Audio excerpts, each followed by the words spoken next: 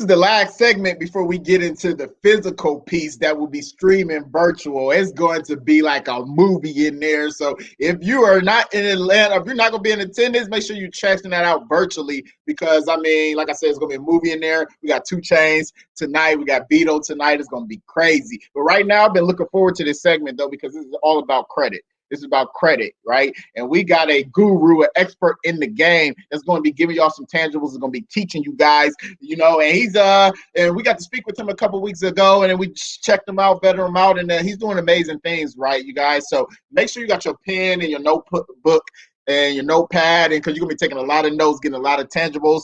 So I want everybody to shake them keys and give a round of applause for Mr. James Hunt.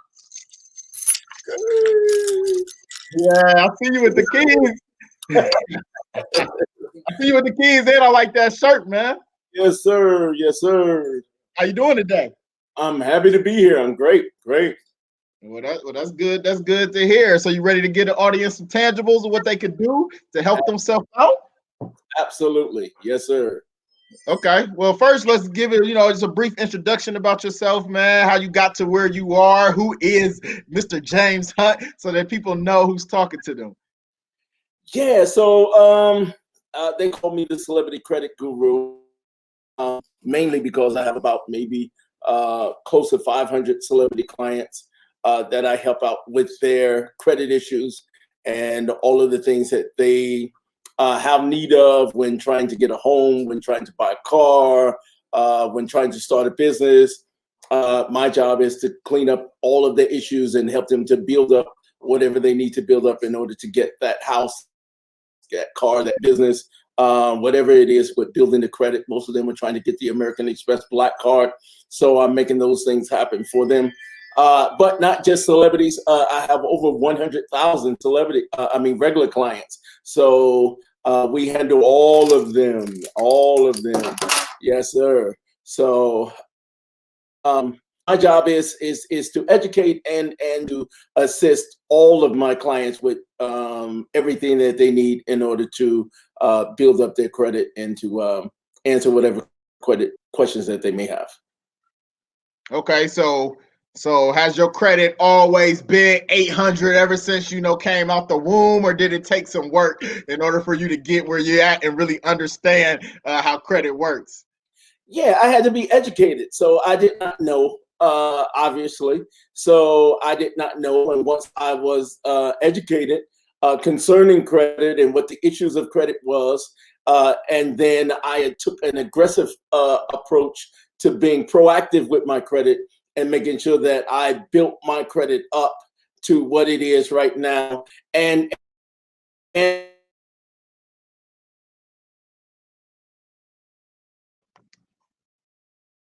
think we had a little connection issue. See if he reloads up. We'll get James back on, you guys. It's all good. The devil's trying to work out trying to work us today with these tech issues. But yeah, like James was saying, it's about the education, though. It's about the education. You don't know what you don't know. And a lot of us haven't been educated on that. You back, James? Can you hear me? I'm back. Okay, you back. All right. You was talking about being educated.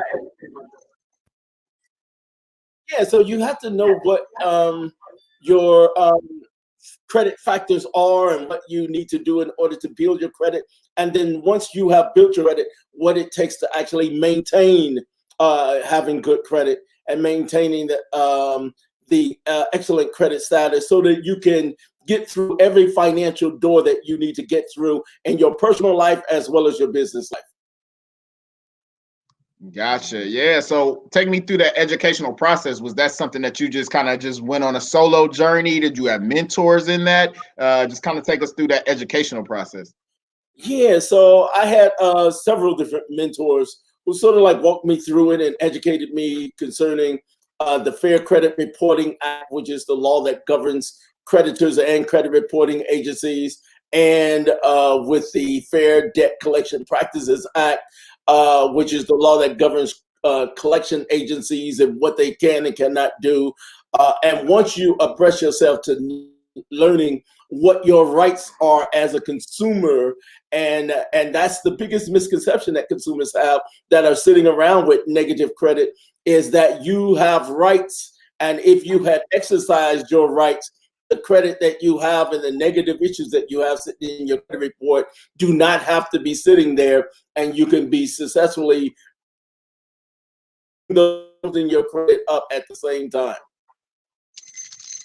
Yeah, definitely. The education is definitely key. And you talked about you had several mentors. So a lot of question I'm assuming that people give you, or I just know our community, is like, why would you pay somebody? Why would you, pay somebody to be mentorship or anything like that? Why can't I just do it all on my own and just Google everything I need?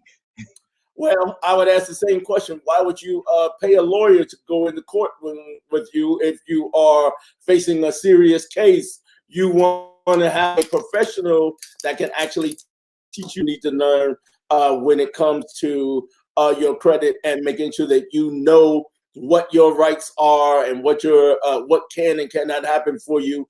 These days, the computer is a really good tool to be able to Google and ask questions and find out information, because literally just about everything is available at your fingertips.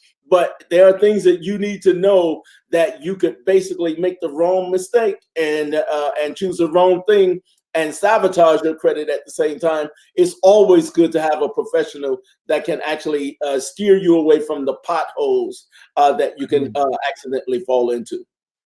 That's great. That's great information, James. And they say mentorship is the shortcut to success, right? And it's always easier to get a mentor. You might think, I got to come out of pocket for this mentor, but they're going to save you so much money on the back end. So it's always worth the investment if you have the right mentor. Talking about those potholes you just mentioned, what are some of those potholes or some of those mistakes you've seen just the average person making, and even celebrities? I know it's a completely different contrast on both ends of the spectrum, but just kind of talk about the common mistakes you've seen people make. Well, for example, paying debt that has gone into a collection agency, or negative debt that has become a charge-off. It is called wakening up old negative creditors and waking the debt up. And if you paid it, it would have normally, let's say if that account was sitting in your credit report for the last 4 years, and it would have fallen off within 3 years if you had done nothing. The fact that you actually made a payment accounts for new activity, and now that account will sit as a negative account for 7 more years from that date of activity. So you have to know what those pitfalls are before you make them. I get people who call me almost every day that I wish I had called you before I had done this, or I wish I had called you before I had done that. And it's too late for them because of the pitfalls that they have fell into. But there are tons of different issues that they can run into that they need to actually protect themselves from. And during the process of your disputing and challenging things, not allowing the creditors and collection agencies to call you during those times, because most of them are trying to call you to be able to get you to admit to an account that would have been easily removed off of your credit report had you not admitted to it in a conversation on a recorded line. And now they don't have to remove it off. And so you have to protect yourself and know what your rights are. You have a right to remain silent as it pertains to your credit. So you got to know what your rights are. Hey, I like that, man. We got to recoin that to James Hunt saying you got the right to remain silent on your credit, and not the police telling you that or anything like that. It's James telling you that on the credit piece. So I guess I would then ask you then, because you hear some people talk like I'm not going to mention like names, but there's famous people who say, credit's bad, debt's bad. You don't need any credit, just pay for everything in cash. What do you say to that as far as like the importance of being able to like leverage credit? Well, so there are certain things. For example, if you're going to purchase a house, if you don't have $300,000 or $400,000 to put down in cash and pay that house off in cash, you're going to need credit. If you don't have $60,000 to purchase a car, then you're going to need credit. And so it is wise. So all of my clients from Akon is worth 100 million plus, and he comes to me with all of his credit issues. And every time he's ready to purchase something major, he's going to call me and consult with me, because he understands the value of his credit score and maintaining his credit score, so that he's able to get into financial doors that don't require him to go into his pocket or go into his bank account in order to get it done. Yeah, you see, I always say the only difference between us and a third world country is our ability to borrow money, right? Like you said, if you can't pay $300,000 for the house or $60,000 for the car, you're not going to be able to get it. But credit has allowed us to leverage that and be able to purchase those things that we might not necessarily have got. Now, is your clientele like diverse, like as far as like, I'm sure you deal with obviously a lot of African Americans, a lot of Black people, and we typically have the lowest credit scores. In your experience, why do you think that is? Or is Black people the ones with the worst credit and a lot of times the most bad debt? I think because we don't educate each other, and we don't educate ourselves. So it is not that we just don't have someone to teach us. We don't take a proactive role in our own financial lives to educate ourselves. And so we do not live in a day and time where we can claim that, well, I didn't have someone to actually tell me. These days, if you are interested to know the information, there are resources, even like this conference, that will be able to put the tools into your hand. All you had to do is to sign up and click onto here, and you would have gotten experts that would have advised you in various different levels of how to build Black wealth and everything else. So you have to be able to reach out and pursue those kinds of that kind of knowledge. So that you can raise your standard of living. So I mean, I would also ask you, just kind of getting into your, your business acumen and things like that. What made you decide that you wanted to start working with celebrities and entertainers? They are different personalities. They got different needs than your average person. Like, talk to us about handling their needs and their wants and things of that nature, and working with the celebrities. Yeah, so it's another whole thing. So I did not start off to trying to actually work with celebrities. It just sort of happened that way.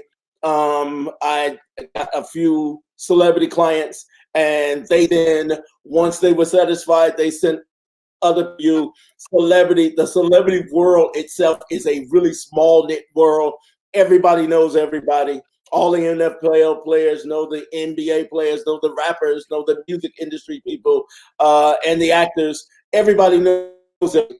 And so when you are good at what you do, people will refer you around and they you around, and everyone wants to be able to say, here's my connection to this. You need this? Then here's my connection to this. I had somebody really big this morning call me in the booth first thing this morning, before I even got in the shower this morning. Somebody from LA, something really big. I'll give you initials, CB, and that's all I'm gonna say. But called me this morning, and so it was just like really exciting to be able to take that person on as a client and to handle issues that he has as well. Yeah, definitely. And is it different? Like, is credit different from like your W-2 employee versus, either somebody that's 1099, got their own corporation? Do those people need to look at credit differently, or is it all pretty much the same type of concepts? It's all the same concept, so it doesn't really matter how you actually pay your taxes. But it will come into play if you are if how you make your money, and if you're trying to get a particular loan from the bank and they need to be able to verify your income, then they will ask you for maybe the last 2 years of taxes, and so that they can actually verify that you make the kind of salary that you say that you make, and that those taxes will be able to verify it. Celebrities get paid from all kind of different ways, and have all kind of endorsements and everything else. And it's hard to pinpoint all of their salaries because they make it from a whole bunch of different directions. So having those W-2 forms and those tax forms are essential to be able to show how much they made this year and how much they made last year. And so it tells them what your credit worthiness is for purchasing that house, starting that business, or whatever it is that you're trying to get. That's really good information. And I know everybody, I don't care if you making $10 an hour or $100 million a year, you these concepts we all play by these credit rules. And what actually is the credit, like what makes up a credit score for those who don't know, who's just like, I heard people say, man, I'm paying my bills on time, or I don't have any debt, why don't I have a high credit score? Can you talk to us about like the composite of a credit score? Yeah, so there are 5 factors to your a person's credit score that determines what your FICO credit score is. First factor is the most important factor, and that carries 35% of your FICO credit score, and that is your payment history. And payment history tells all future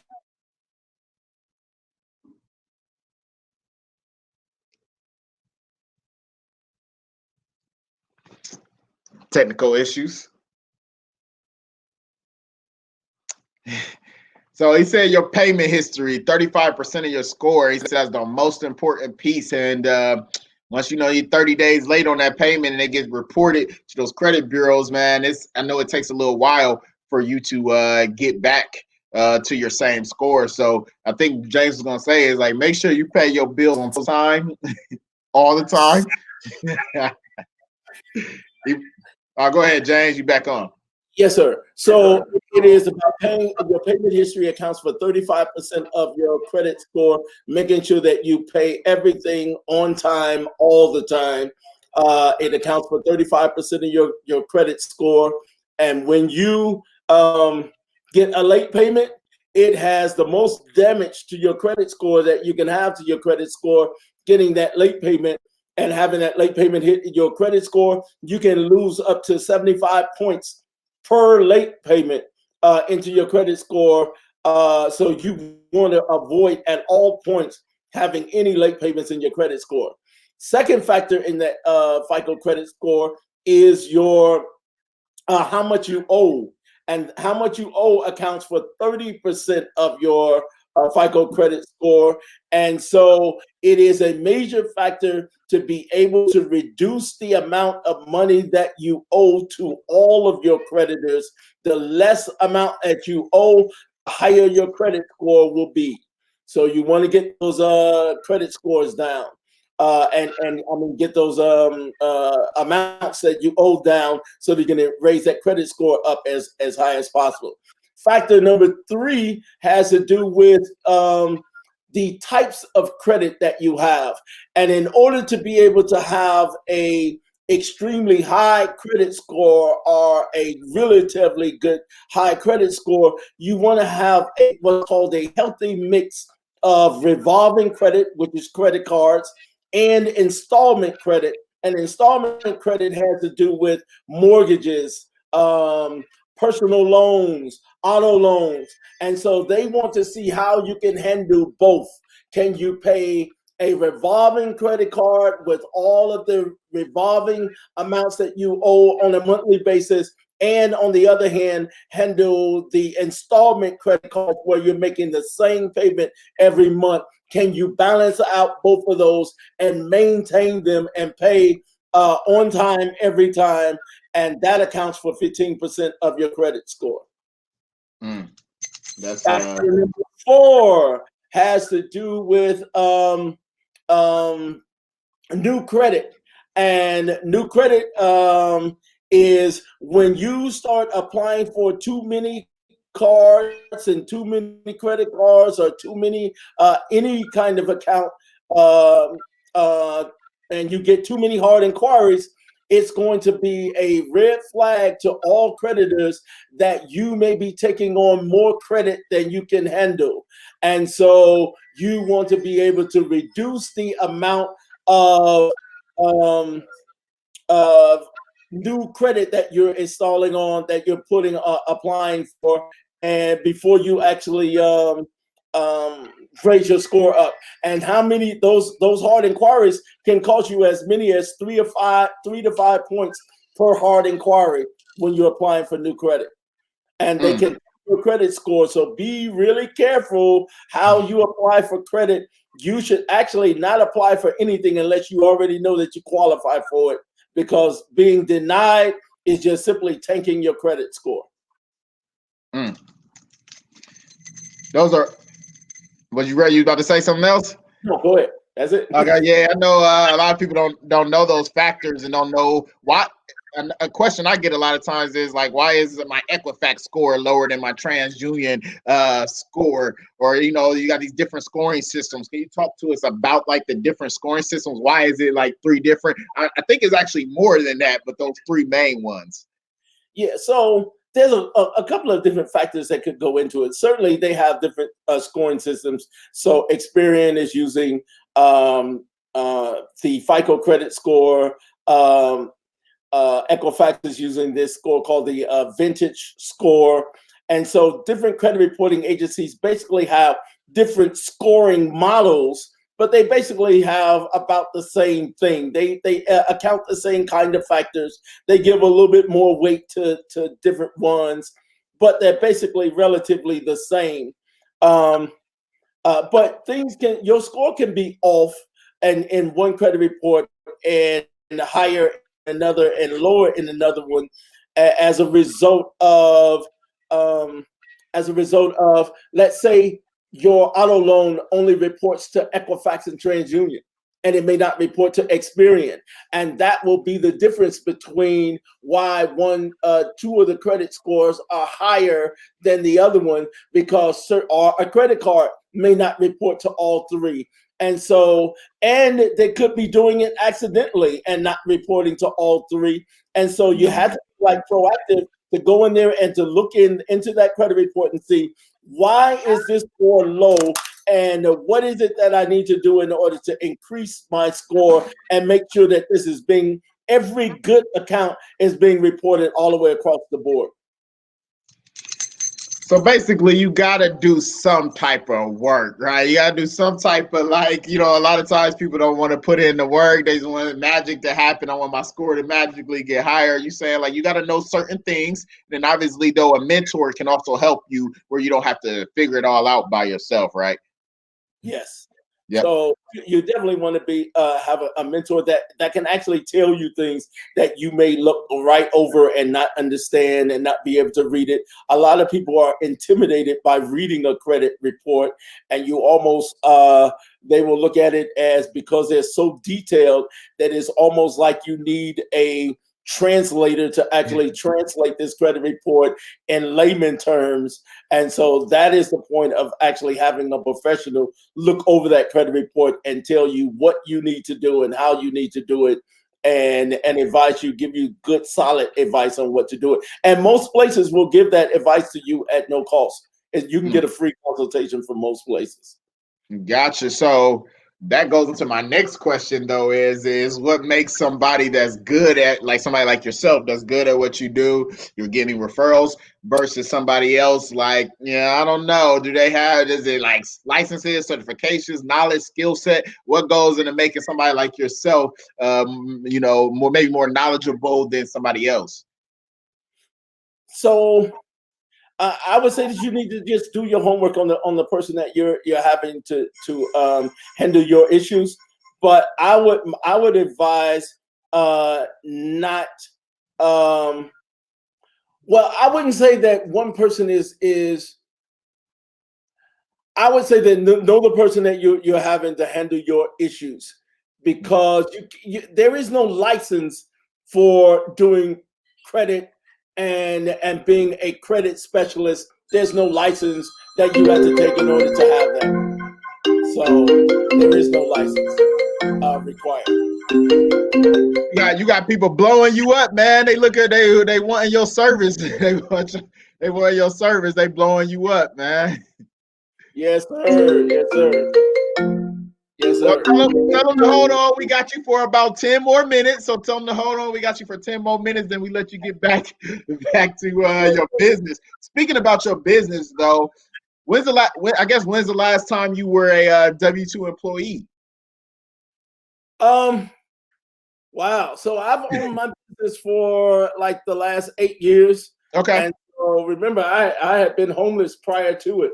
So I own my business for like the last 5 years. So call that person.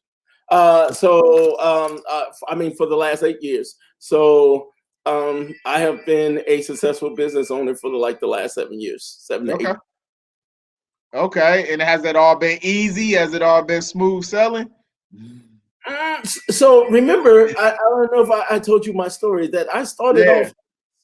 So and that is almost the American dream, that to be able to say that a person who had a dream that he could actually do something and who had studied a certain profession and applied himself to the knowledge that he was given, and when opportunity presented himself, because he prepared himself and took a hold of the knowledge, that when opportunity presented itself, then the business was birthed, and because you pursue it, so it's the pursuit of it is the key factor in being able to pursue it, because there were plenty of days where I never thought that I would never be successful sitting in Starbucks trying to run a business out of Starbucks with a cheap laptop. But because I pursued it, I would have never known to this day that I would now own a multi-million-dollar company and handling as many celebrity clients as I am handling. And so blown away that when people call, it's just like, okay. All right. So and so is at the door. So and so is at the office, and it's just kind of like it's amazing. I almost had to at the end of the day, I had to pinch myself like that. Is this my life? Is this really my life? Yeah, it was crazy. This week was crazy. This week with NFL players, NBA players, rappers, and everybody. This week it was just a revolving door all week long of new clients, new celebrity clients. How do you balance all that? Because there's a lot of entrepreneurs on this platform right now, a lot of people that's trying to, scale their business. How do you balance, new clientele versus, your old clientele and customer service and responsiveness and all those things that go into being a business owner? Well, I think you have to have a really good staff. So it's your team. It's your team that actually makes a difference in it. I mean, the reality is that I rarely ever do paperwork these days. And so at some point you become just simply the brains of the operation. And so when a celebrity client is coming in or any other client, I will look at that credit report and see what needs to be done. And I will give a verbal consultation to my employees on what to do and how to do it and what to make happen with it. And most of my employees, the ones that are at the top levels, they already know. And so I could just simply hand that paperwork off to them and they would know exactly what to do and how to carry it out. That's so key that you have a staff, a team. They say 95% of Black-owned businesses don't even have an employee or a contractor, and you can only do so much by yourself. Obviously, you didn't start out with a team. You probably had to do a lot of the work yourself. But then, how does it feel though to give those opportunities to people to be able to employ people? So I think it's first. I did not start off with a team. I hired family members first, and that was the worst thing. I'll never hire family members again. I know now. So, And then, so you hire the right people, and hiring the right people doesn't mean that you go to the top universities and snatch off their graduates and everything else. I have people that I handpick them from everywhere and bring them in, and I treat them well. I pay them an extremely good salary, and I provide all kinds of sources to them. So I have a chef that comes in on a weekly basis that prepares their meals, their breakfast, their lunch. They get we have a gym on the third floor. They get a personal trainer in the morning for the first hour on Monday, Wednesday, and Fridays. They get a personal trainer that works out with them. So you kind of you have to bring an environment that is nurturing, so that you nurture the kind of employees that you have, and you make it comfortable for them to be able to work and to be educated in this environment. And you take care of their whole needs, not just simply just their financial needs. It's about taking care of the whole need and making sure that they're okay. All of my employees got to have good credit to stay working for me. They don't necessarily have to have credit for me to hire, but they got to have good credit to stay working for me. And I make sure that they're driving nice cars and they're living in the affluent area that I'm in. I want everybody living close to me so that they don't have to travel too far from work. I don't want nobody late. And so so I make sure everybody's in Buckhead. So yeah, so that's it. So that's where are you located at again? So we're in Atlanta, and I'm in Buckhead. So if you've been to Atlanta, you know where Lenox Mall is and Phipps. Yep. Right 1 block away from Lenox Mall and Phipps, right in the heart of everything. So this is like prime location for the kind of clientele that I have and everything else. You want to be in this environment, in this kind of neighborhood, and this kind of atmosphere where it's like breeding success, so that all of my celebrity clients, I just had about $1 million worth of cars roll up into the gated community just now to see me, and just left. And so you want that kind of environment. They feel comfortable in and coming and going into that kind of environment when everybody has the same thing in that same environment. Man, we're going to have to pull up on you. Keys to Black Wealth, we'll have to pull up on you, see the facility, come there and see you. You see what keys I'm shaking. These ain't regular keys. These is that's a Bentley key. I'm going to get there one day. I got the makeshift keys you order on Amazon, so I'm going to get there, though. We're going to get there, though. Noise, but they, Yeah. So what does somebody got to do to become a client? We got 3 minutes left. What does somebody got to do to become a client of yours? So just go to you can reach me at on Instagram at Who Is James Hunt. My website is celebritycreditguru.com. The phone number is 404-998-2516. The office phone number. And Facebook is James Hunt, and you will see all of the different celebrities and all of the different things that they're doing, that we're doing for them. It is really exciting over here. And just if you're in Atlanta, stop by and see me. Hey, we're in Atlanta till Tuesday. I don't know what your schedule's like, but we're gonna contact you and see if we can roll up through. Yes, sir. Yes, sir. Hey, so give our attendees, a word of encouragement. People who's like, maybe they're not homeless. We don't want them to be that far, but maybe they're just looking to get, their business off the ground, and they're just trying to live their dream life. Whether that's getting their credit right, or just even becoming a successful entrepreneur. Just give us a couple last keys or words of encouragement for the people out there that's trying to better their life. Wow. So the best news that I have for them is no matter where you are right now in your life, that the possibilities of better is endless. And that is what I recognize. I am a classic example. If I could come up Anybody can come up, and the possibilities are endless. You have no idea what is waiting for on you on the other side of opportunity, but you have to be at the door when opportunity knocks, to not just answer the door, but to snatch the door off the hook. I ain't never heard that before. I'm like, hey, I'll snatch the doors off hooks. Hooks. So, and that makes sure that you will never be shut out of the door again. So don't just simply answer a door and let that door close again. I'm making sure that anybody else who shows up, there won't be a door. You can just walk right in.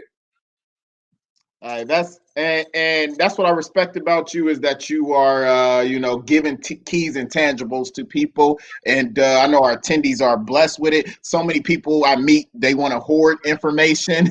They don't want to give it out there, and I can tell that you're a giver. And the way you already talked about your employees and how you treat them, we need more business owners, Black business owners like yourself. So it's all respect and love from Keys to Black Wealth. Whatever we can do for you, we will do it for you. And we're going to take you up on that offer. We're in Atlanta often, so we're going to make sure that we reach out and contact you. Yes, sir. All right.